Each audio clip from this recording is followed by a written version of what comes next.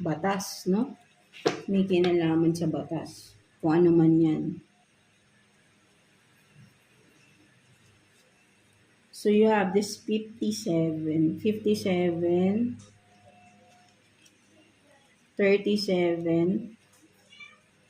4, 24, and then 33.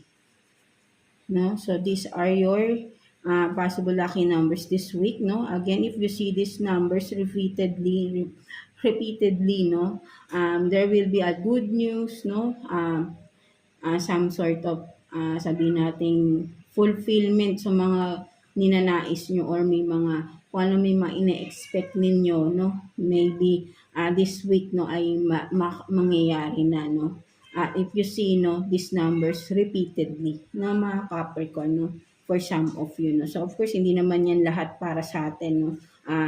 Kanya-kanya tayo ng time, no, kung ano man, di ba? Something like that. So, ayun yung nakikita ko dyan. So, let's see what's the self-care advice for you this week from your inner self, no? Mga Capricorn natin. Let's see. Kuha tayo ng one card here for you. Self-care advice for you this week from your inner self. So, you have this rebel.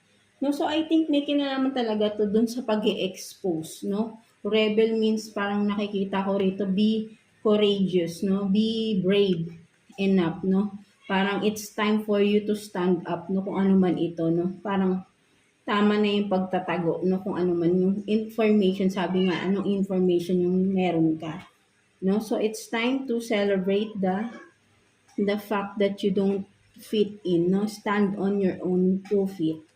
No? So, sinasabi nga, no, huwag ka nang magtago, no? Tumayo ka na, no? Or